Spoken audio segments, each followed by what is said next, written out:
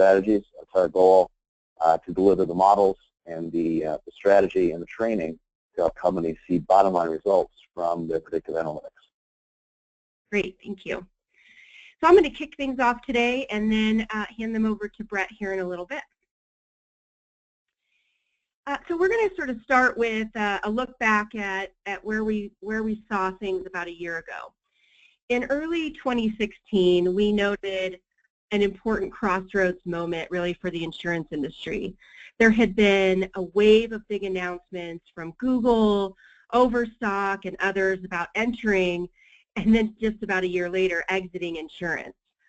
And there were many in the industry that saw this as reinforcement that insurance is too complex, too regulated, and too capital intensive to penetrate from the outside.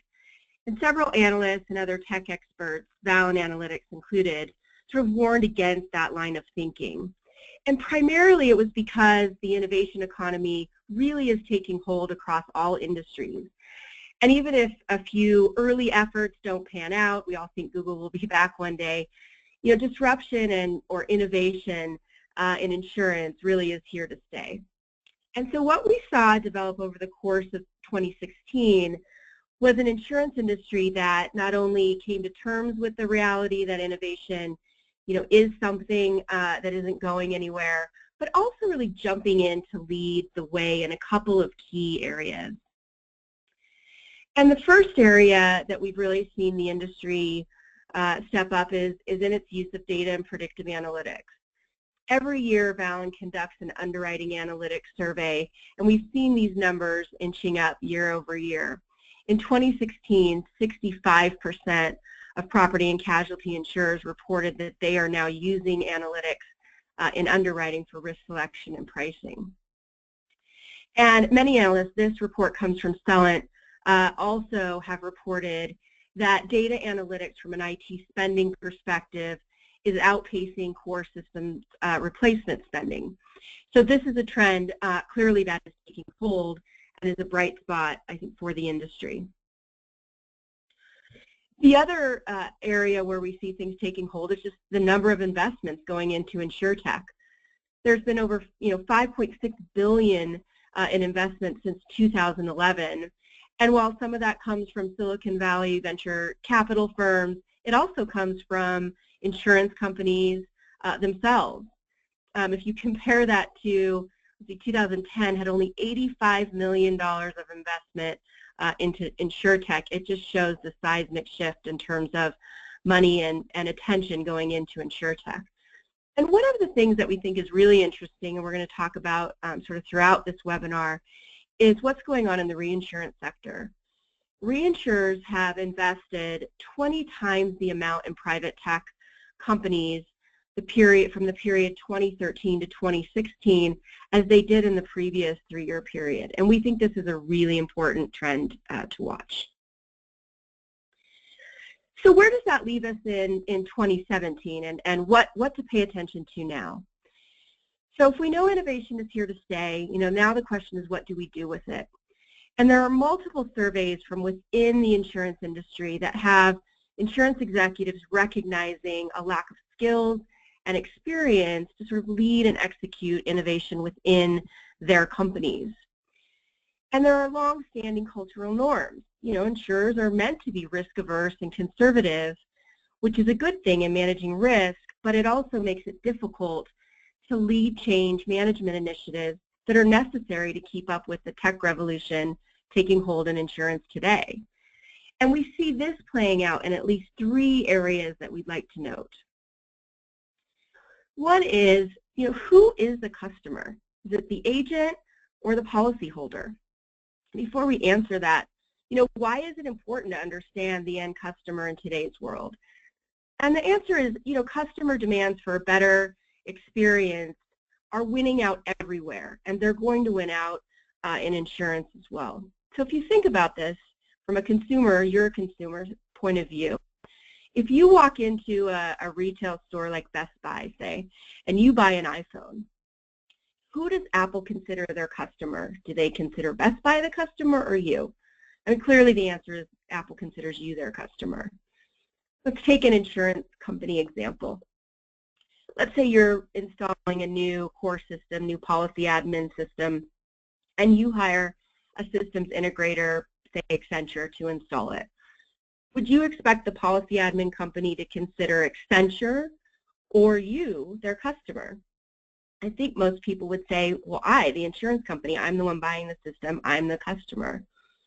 But why isn't that the same for insurance companies vis-a-vis agents and policyholders? We think that's a question that deserves more thought and consideration. A second area really is the number one customer complaint in insurance is all about claims handling. NAIC and state departments of insurance, quantify consumer complaints, and far and away the main issue is claims handling and consumers feeling ripped off or taken advantage of, whether that's true or not. It's just an unacceptable reality in today's consumer-driven world.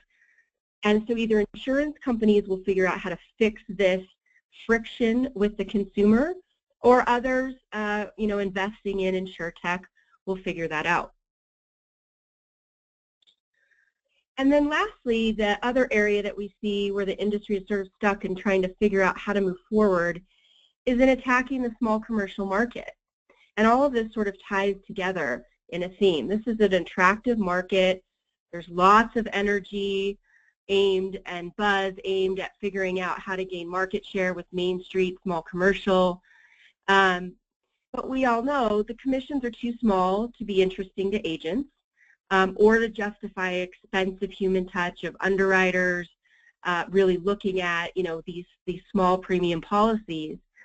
And so it leads you to the conclusion that really automation and automated decision making to attack this particular market is the only viable answer.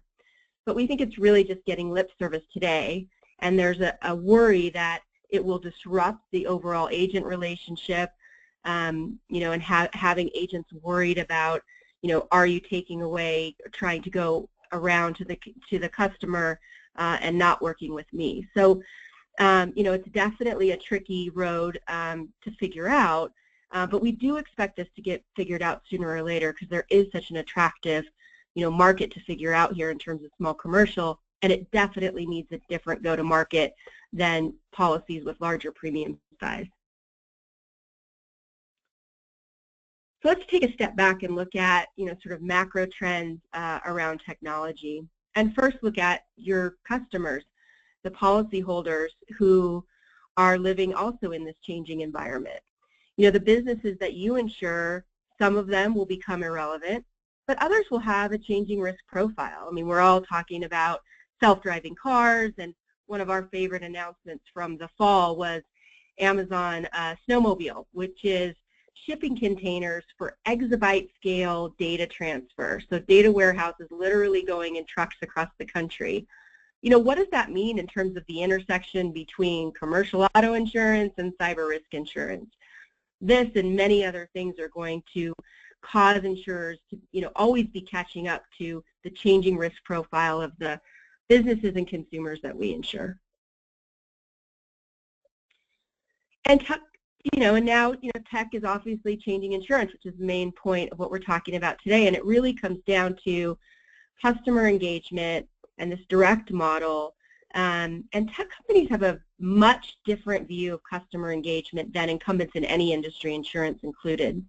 So we wanted to spend a little time talking about why is it that people say tech giants come in sort of sideways when they disrupt industries.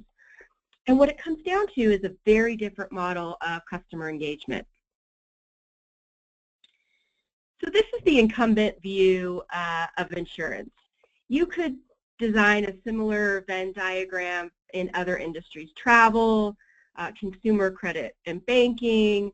If you did retail, it would sort of show a retailer, a wholesaler, and a consumer. But here, of course, we're looking at insurance. And what is important to note is that it's fairly static, with each stakeholder having separate areas and this narrow area of intersection and interaction. The other thing that's important to note is that it's limited to a specific transaction, in this case, the purchase of an insurance policy. For insurance, agents are seen as the primary customers, policyholders are secondary, which is a big part of the reason that there's very little relationship and ability to build loyalty and trust. The tech giants come at this from an entirely different point of view. They think first about consumer engagement. They build an operating system and support it with their own proprietary platform to support building up their user base. Once they have that, then they reach their consumers everywhere and make it incredibly convenient through online, offline devices to connect with their friends, events, products, and services. And that dynamic creates trust, loyalty, and stickiness through this 24/7 relationship and connection.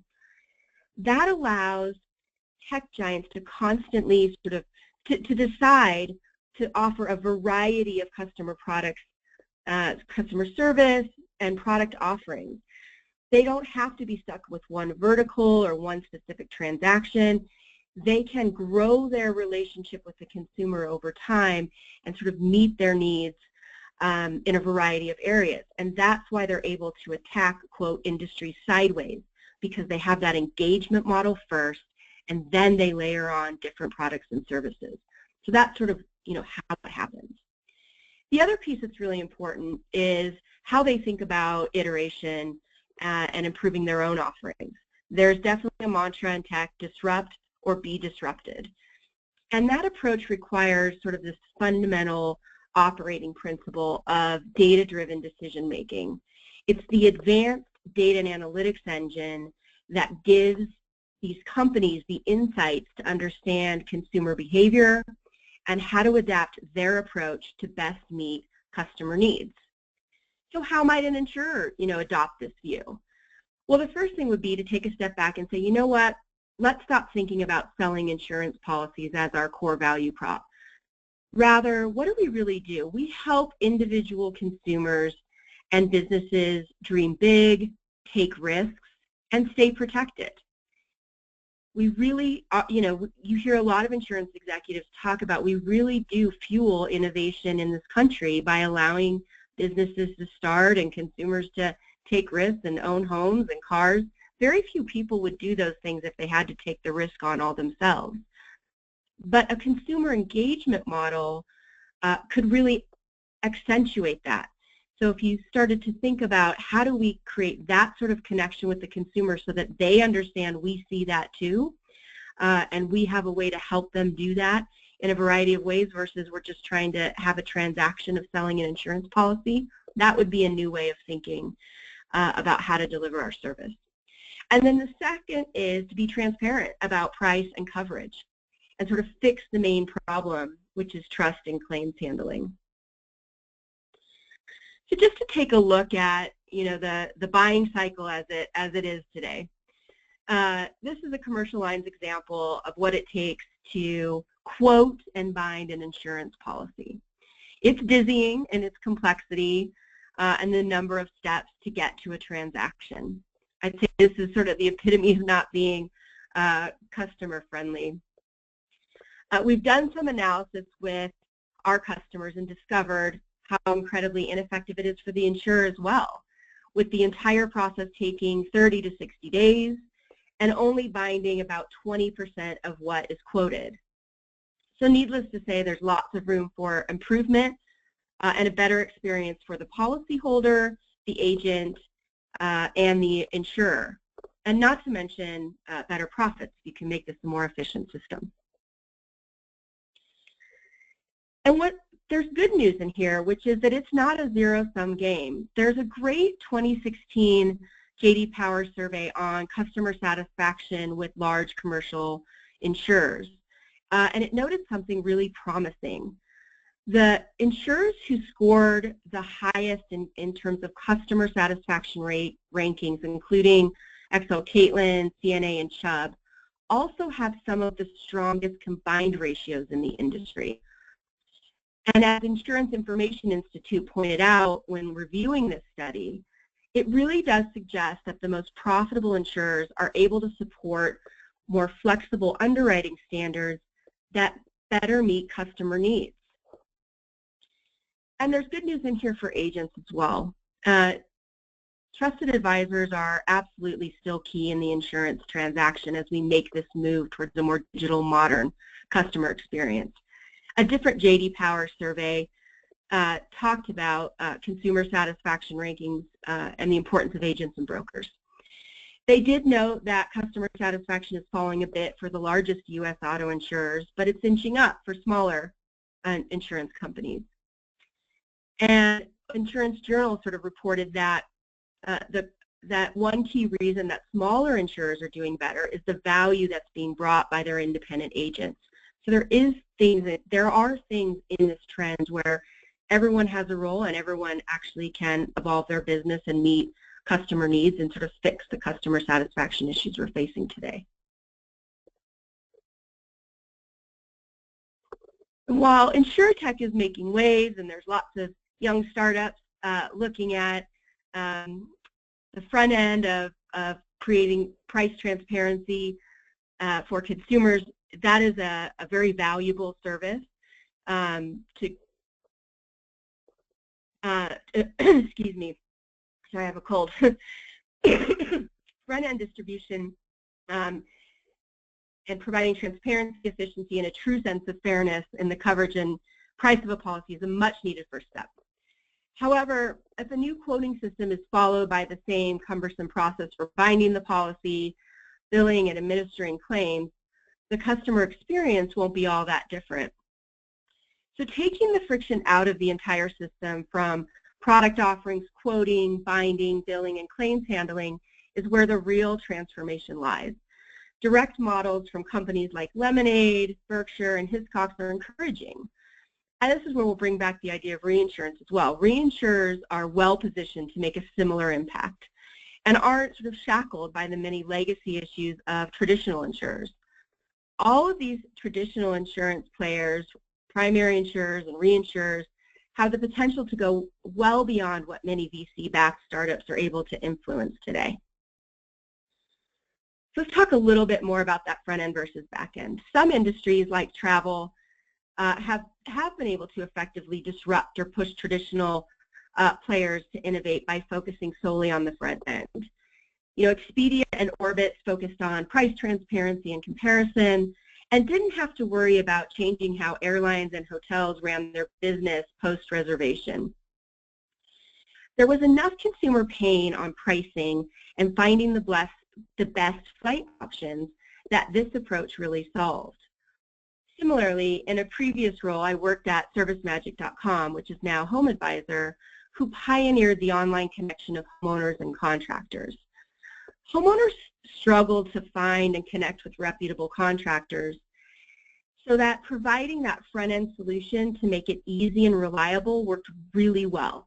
We didn't have to change how home remodeling work was done after connecting the two parties to provide substantial consumer value. But insurance is different because the #1 issue consumers have is claims handling. According to NAIC in 2008, 51% consumer complaints relate to claims and only 4.7% relate to premiums. If the claim situation isn't fixed, the consumer or small business owner won't have a better impression or experience with the insurance transaction. And that's why we think Lemonade is so interesting. They're addressing the entire supply chain from price transparency to claims. And they've really opened up the kimono and are showing everyone how they're poised to break through an entirely new model of conducting the business of insurance. So we think they're a key one to watch. Now I'm going to hand it over to Brett Schwoyer, who's going to sort of talk about this key need for data and analytics in terms of fueling innovation in your own company. Brett? Okay, thanks, Kirsten. As Kirsten said, there's a tremendous opportunity here for carriers to make a significant shift in the way that they're approaching the market, looking at a customer-first orientation, but something's in the way. What is that? The goal here is to shift from the traditional insurance mindset into this new mindset.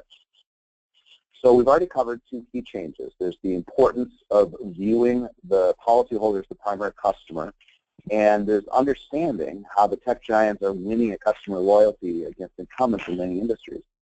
Another challenge here is the lack of understanding and the lack of knowledge on our side, on the industry side, in using the fundamental building blocks of technology-driven solutions, data and analytics. There are three areas where new thinking and where new skill sets are going to be needed. I'm going to cover these. Before I cover those, I want to jump to something recently mentioned by AM Best. AM Best here agrees that data and analytics are going to be the keys to success. They've got a quote here on the next slide. They say that there is coming, companies that have failed to adopt advanced analytics are going to be particularly challenged in the coming downward side of our underwriting cycle, and the way to fix that is to adopt advanced analytics. How do we get there, though? I'm going to go over two myths that we need to dispel. I'm going to talk about a key skill set that we need to adopt and to learn if we're going to be successful in the adoption of predictive analytics. So one of the myths in traditional underwriting, and a mistake in some predictive analytics, is the belief that the key to good underwriting is simply to identify the bad segments or classes and avoid them. A really good example of this is in commercial auto, because results have really been deteriorating over the past few years, and carriers are struggling to find their niche. They're struggling to find where they can make profit. The outgoing chairman and CEO of CNA Financial called the entire line a black eye for the industry, and Fitch reported that commercial auto is a chronically underperforming product segment due to overly aggressive pricing and heightened claim severity. The pricing side, I think, that's a symptom of the belief that we can find a way to cherry pick, or we think that we can identify a segment or a size or a class that's going to be profitable for us. The insurers who are looking to different sources of driver or telematics data as a way to cherry pick those particular classes and improve profitability are going to have a tough time in the soft market that we're in. The mindset is problematic because a growing number of carriers are recognizing the key is not a broad stroke approach. Rather, I think the magic is in having some kind of tool to look at where the profit is highest. I think the magic is in looking at the risk quality at the policy level. Here's a graphical illustration of this. Is an analysis that we did from a handful of insurer portfolios in our commercial auto consortium. What we're looking at here is predicted profitability on the horizontal axis. So the lowest risk is at the left, the highest risk is at the right, and this lines up very well actually with the actual loss ratios on this book. Think of this as a risk score coming out of a model. We're giving it a score from 1 to 10, 1 being the best, 10 being the worst. And typically the stuff at a 1 is about 50% better than average from a loss ratio perspective. And the stuff over there at a 10 is 100% worse than average. It's double the average portfolio loss ratio. What you see that's really interesting here is that something like heavy truck or extra heavy truck is distributed across the spectrum. Light truck and medium truck are distributed across the spectrum. In fact, every single vehicle size class is distributed across the spectrum. So carriers that are looking to enhance their profitability simply by shifting away from one vehicle size and toward another are making a big mistake. They're throwing out the baby with the bathwater here. There's good quality risks at every size and segment, and there's bad quality risks at every size and segment. The reality is you're going to see this regardless of line of business. The same pattern emerges in workers' comp, in BOP, in fact, in every single line that we've studied. The second myth is that predictive analytics is really just a race to the bottom. If we're all adopting the same predictive models, won't we all be chasing the same risks with the same pricing? This line of questioning isn't a big surprise, given that so many carriers are new to the world of predictive analytics. And I'd like to enthusiastically state this is not at all true. The adoption of predictive analytics is actually going to increase carriers' ability to differentiate, because it allows the carrier to focus more squarely on the customer, not on the program or the distribution channel. We conducted a study that we hope will illustrate, how this actually works in the real world. That this is not a race to the bottom, and that predictive analytics can help accentuate specific insurers' goals to target their desired classes, not to drive all insurers to the same common goal. The study is a little bit involved, so I'm going to spend time setting it up for you so that it's really clear. So imagine that we have two carriers. They're both competing for a significant share of the market in a single state. We're using Nevada as our example here. This is a real-world example. The name of the state has been changed to protect the innocent. We conducted an experiment here that allowed us to pit insurer A against insurer B, each competing for all of the business in the state, and they each going to use their own predictive models to make pricing decisions. If this is a race to the bottom, we would expect that it really doesn't matter. They're going to split it down the middle, or it's going to be kind of a flip of the coin.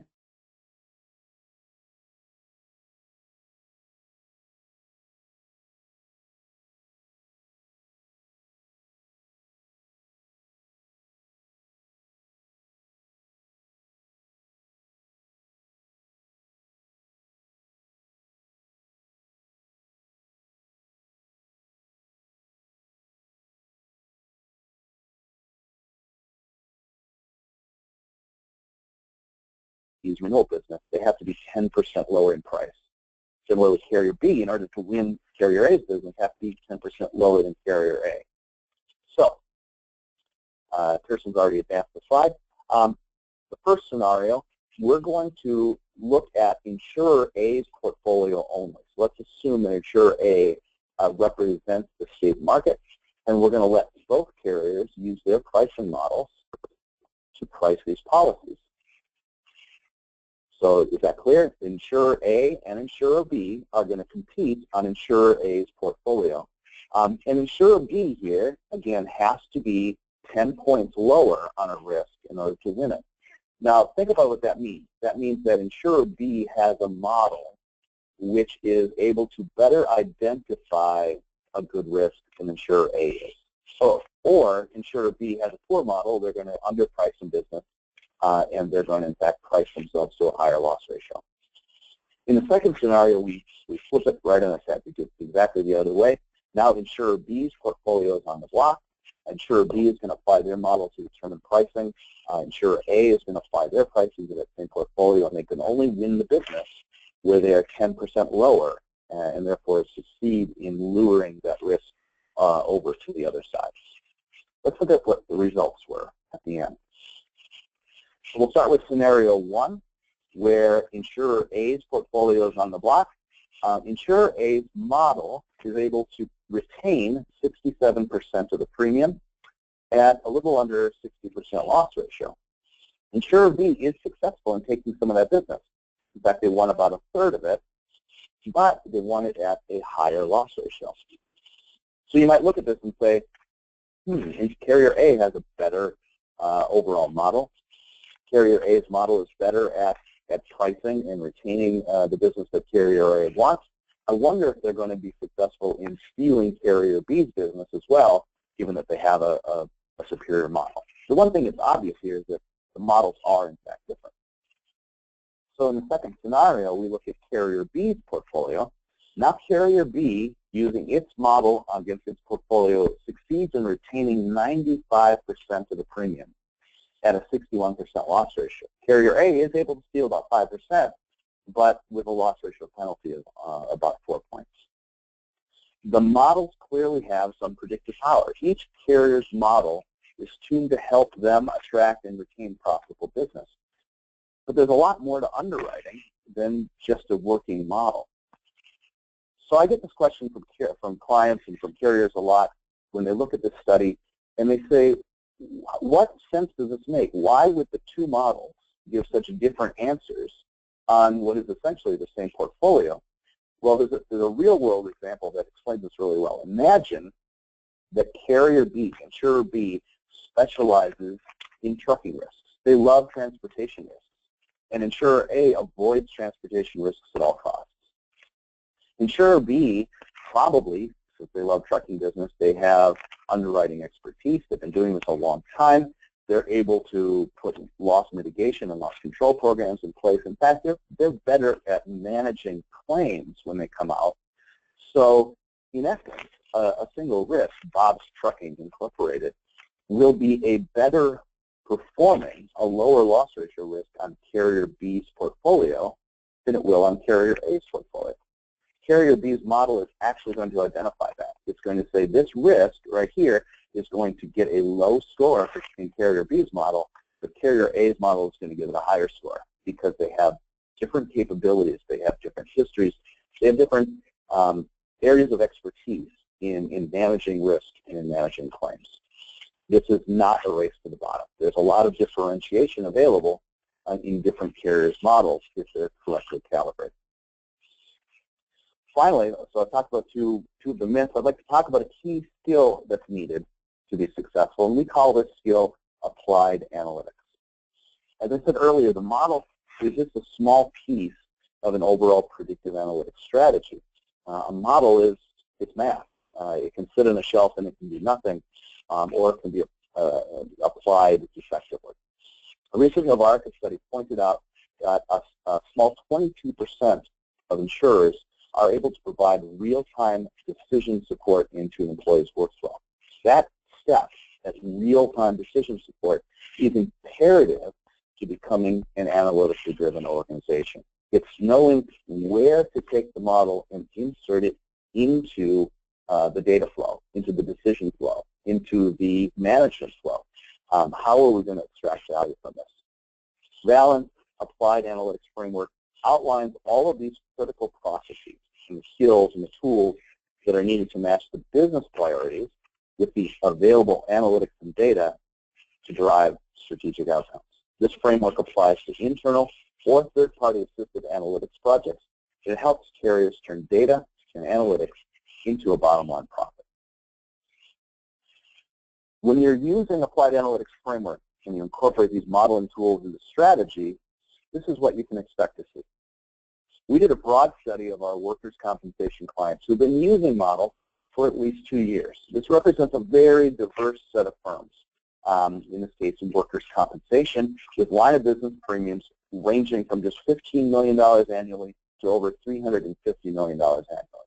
What we found was that as a group, carriers that were adopting predictive analytics saw a 30-point improvement in their accident year loss ratio over this 5-year span. At the same time, the industry saw improvement as well, but saw just a 15-point improvement. Valent clients adopting predictive analytics were beating the market by an average of more than 2 times. I want to be clear on one thing, that this 30-point loss ratio improvement, obviously some of that is due to market trends. The industry as a whole was improving, but even a 15-point loss ratio improvement is not something that you could step in and promise every carrier adopting predictive analytics is going to get that from the model. Rather, this represents there's a mind shift that's happening. There's a shift that's taking place across the organization that goes beyond the underwriter task. Once carriers start implementing predictive analytics, they're adopting these data-driven decision-making thought processes. They're changing the way that they're approaching data. They're using real-time decision-making, and this is driving results over and above simply putting a model in place. This is an organizational shift. At the same time that these carriers were seeing improved loss ratios, they were seeing top-line growth. And they saw year-over-year premium growth more than 3 times the industry average. So this is the bottom line value of predictive analytics. These Valent clients were growing significantly faster than the industry while simultaneously generating significantly lower loss ratios in workers' compensation. As I said, certainly these stellar results aren't simply the result of putting predictive model in the hands of underwriters. They're the result of organizational change. They represent a dramatic shift in the focus at the carrier. This is a shift away from the traditional view of the insurance ecosystem to one based on data-driven decision-making. It's a shift in focusing on analytics and on customer engagement. This is a winning culture that's being adopted at these companies. Earlier, Kirsten talked about disruption in the insurance industry. And you have 2 choices. You can disrupt or you can be disrupted. These carriers have shown that by taking a bold step, challenging the status quo, that this is the path to disruption from within and driving change rather than reacting to it. And Kirsten, I throw it back to you here. Great, thank you. So I think to wrap up, it really is about, challenging the status quo and creating that winning culture that allows insurers to win in sort of the innovation economy as it's wrapping itself around insurance. And, it comes down to being analytically driven and iterative, having that customer engagement focus, and keeping your eye on tech investments and traction both from outside the insurance industry but also within it. So now we're going to open it up for Q&A. You can type your questions into the question box. We'll give everyone just a moment and we'll get started answering your questions.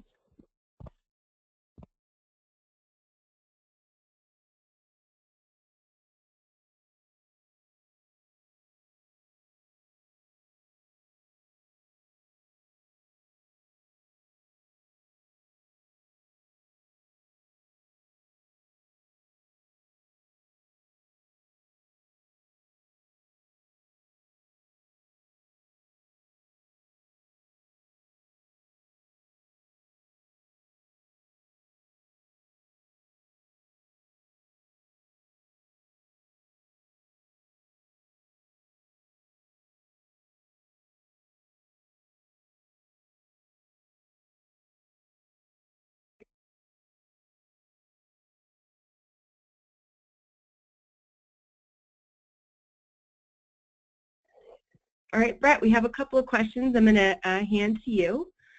Okay.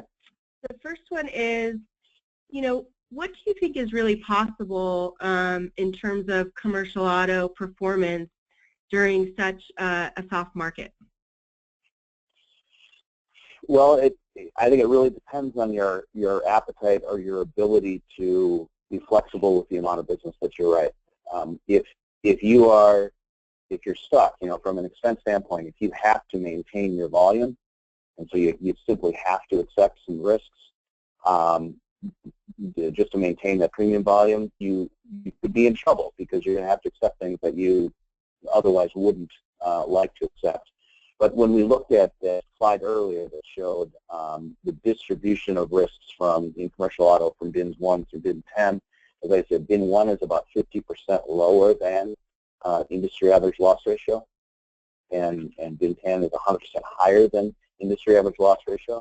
It would be very easy, I think, to simply not write the stuff that's over 7, 8, 9, 10 that you're not going to be able to get enough pricing on. You're going to look at that and say it's worse than average. I need to increase price, but there's a competitor out there who's going to write it at manual, or they write it below manual. You can't retain that business unless you compete on price, and so you have to be, if you're going to do that, you have to know that you're giving up profit. Similarly, there's a lot of opportunity over on the left side where you know that there are risks that are 20, 30, 40% better than average from a loss ratio perspective, and so you can heavily credit it. Sometimes it's scary to think about heavily crediting business. I'm going to lose my shirt on this, but if you have confidence in a model that works, you can credit that business, retain it, maybe even grow in those segments without giving up your profit. So it's about flexibility, I guess, is my bottom line response. Okay.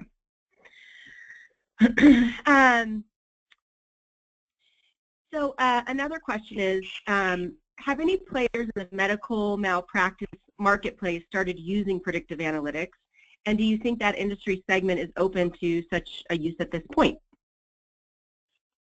I know anecdotally that carriers are using predictive analytics in the medical malpractice space, and I know several carriers that are just starting that. It certainly wasn't one of the early adopters, but there is such a wealth of data available on which to base some of these models. The difficulty or the challenge really is in all modeling is if your target is one of a loss-based target, a loss ratio, a loss frequency, a loss severity, you have to have enough losses for credibility to kick in. And with enough years of experience, which we now have, and recent years of experience, larger carriers certainly have enough data to build a very credible and powerful model. Great. Are there premium thresholds that predictive analytics has shown greater effectiveness? Yeah, I want to take this back to comp because we've studied it so thoroughly, but this is true in other lines as well. Comp is also interesting in that for larger policies, it's very common to have some sort of experience rating or some kind of loss-sensitive pricing. So imagine you've got a $500,000 for comp policy. That's almost certainly going to have either some sensitive loss-based pricing or loss-sensitive pricing or some experience rating up front. So there are some actuarial methods, already to get at a more discriminating price on a risk like that. I say that because now I want to say that predictive analytics also provides more accurate predictions for larger policies. There's simply more data available from which to generate signal and to generate a predictive score. That said, on a $500,000 policy, you already have other tools. You already have well-established, fine functioning tools to give you some signal. On a $10,000 work comp policy, there's nothing currently available. You can't look at that and experience rate it. You can't retrospectively rate it. The only thing you have there is predictive analytics. So for the larger the policy is, the more predictive power your model is going to have. But at some point, the marginal addition of information just kind of goes away because you have, either through loss-sensitive pricing or experience rating, you already have, in essence, a model that you can apply. So your predictive model maybe isn't telling you anything new. It's just agreeing with the tools that you already have. Great. And then we have one last question. The agent-broker relationship is a powerful one.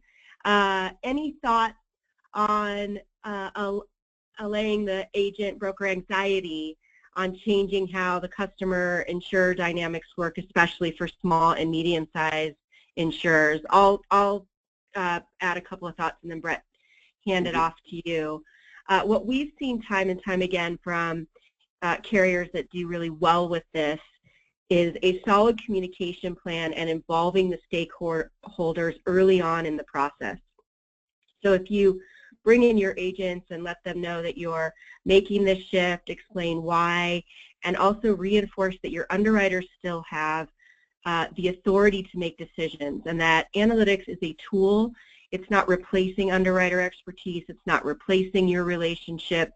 It is just another tool that allows you, the carrier, and the agent to look at a risk holistically and make the best decisions for all the parties involved. But that early involvement, communication, and clarity seems to be the winning formula we've seen time and time again. Brett, what else would you add?